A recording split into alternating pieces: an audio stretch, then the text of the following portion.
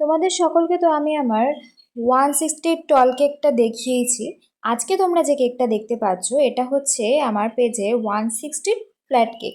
আমি তোমাদের সকলকে বলেছি যে 160 যে মিনি কেকটা ওটা আমি দুই রকমভাবে করে থাকি, একটা টল এবং ফ্ল্যাট, যে যেরকম চায়।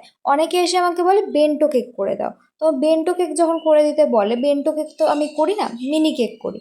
তখন আমি বেন্টোর থেকে একটু বড়, তখন মিনি কেকটাই আমি টল করে করে দিই, তখন কাস্টমারের জন্য একদম ঠিকঠাক হয়। এবং যখন কাস্টমার বলে যে আমার একটু বাজেট টাইট আছে, আমার একটু 200 টাকার মধ্যে একটু বড় কেক লাগবে, তখন আমি কাস্টমারকে একটা কথাই বলি, তোমাদের 200 টাকা দিতে হবে না, 160 টাকা থেকে আমার কাছে তোমরা কেক পেয়ে যাবে বার্থডে সেলিব্রেট করার জন্য। এই কেকটাও তার মধ্যে একটা কেক। এটার আমি চার্জ নিয়েছিলাম 180, যেহেতু এটা চকলেট ফ্লেভার ছিল। কেকের ডেকোরেশন খুবই সিম্পল, খুবই মিনিমাল, জাস্ট এরকম ফ্লোরাল কিছু ডিজাইন করে মাঝে বলে দিয়েছিল নাম লিখতে। কিন্তু আমি এতটাই ভুলে মন যে নাম তো লিখেছি ঠিকই, কিন্তু সেটা ভিডিওতে আর নেওয়া হয়নি।